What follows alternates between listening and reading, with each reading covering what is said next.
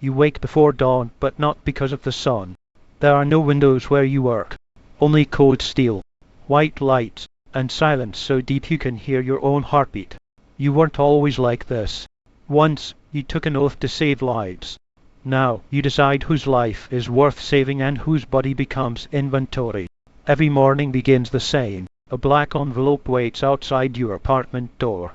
No sender. No fingerprints. Inside is a single patient file. No name. Only a number. Blood type. Age. Medical history. And a destination. Not the hospital. The operating room beneath the city. You don't ask questions anymore. Because the first surgeon who did disappeared. Officially, he died in a car accident. Unofficially, they harvested him. The elevator descends 30 floors underground. No buttons. No cameras. Only retinal scans and armed guards. The corridor smells like antiseptic mixed with bleach, a smell you can never wash off. Inside the facility, everyone wears identical black surgical uniforms. No names. No conversations. Just roles. Recovery team, transport team, documentation team, and you, the surgeon. You pass a refrigerated vault, hundreds of containers, each labeled only by blood type. AB negative, O positive, B negative. No one says the word organ. They call them assets. Today's recipient is already waiting upstairs. A senator. Publicly he campaigns against corruption. Privately he has received 3 kidneys, 2 livers, and a heart that belonged to a journalist who vanished 6 years ago. His security detail doesn't know where the organs come from. Or maybe they do. The donor arrives. Still alive. Sedated. A homeless veteran according to official records. Except his military file was erased yesterday. His fingerprints no longer exist. His family received a death certificate 3 months before he was kidnapped. On paper he's already dead. That makes paperwork easier. You scrub your hands. The ritual has become automatic. Soap, water, gloves, mask. Detach your conscience. The anesthesiologist nods. Vitals stable. The machines beep rhythmically. The patient opens his eyes for just 1 second. He tries to speak. You pretend not to notice. Because if you hear his voice you'll remember he's human. The operation begins. Perfect precision. Every incision measured. Every artery preserved. Nothing can be damaged. These organs are worth more than diamonds.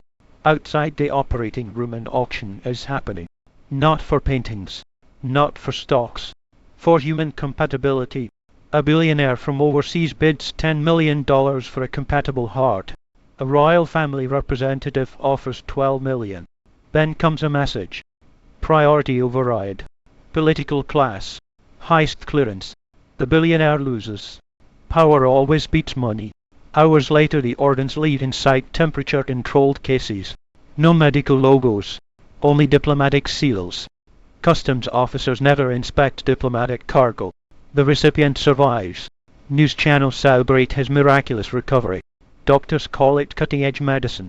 The public applauds. You wash blood from your hands while watching the press conference.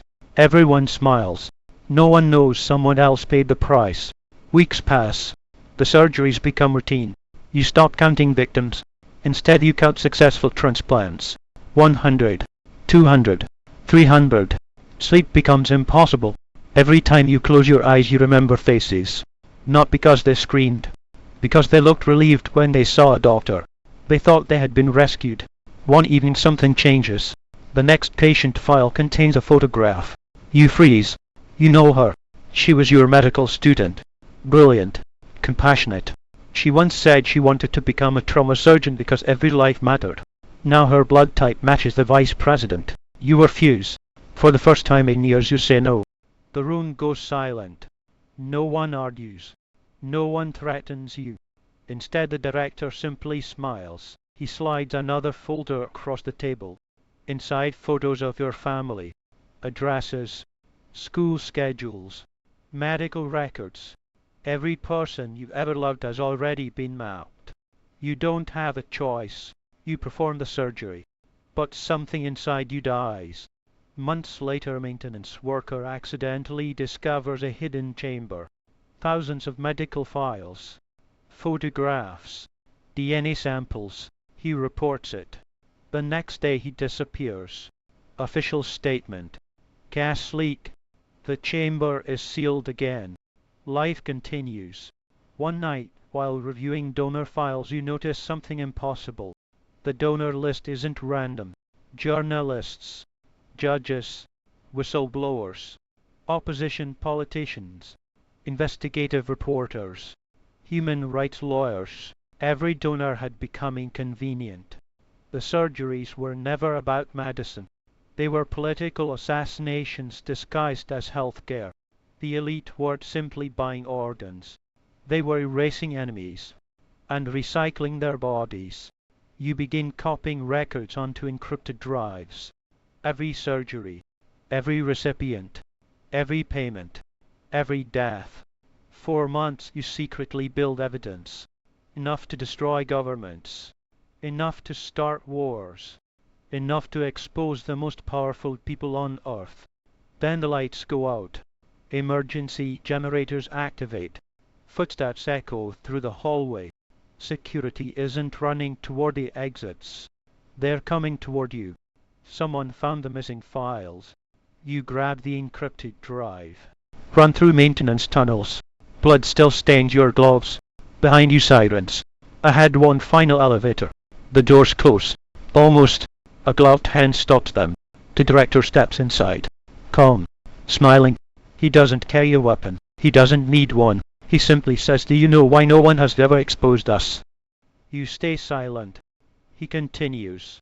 "Because every government needs us eventually." The elevator reaches the surface. The doors open. Morning sunlight blinds you. For the first time in years you breathe fresh air. Police surround the building. Media helicopters circle overhead. You think you've escaped. Until the officers salute not you. The director. The encrypted drive suddenly feels useless.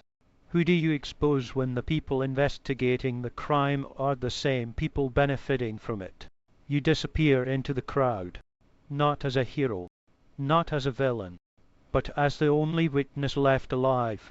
Somewhere in the city another black envelope slides beneath another doctor's door.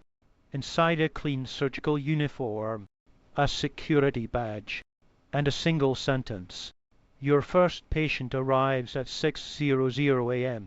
The operating room never stays empty for long.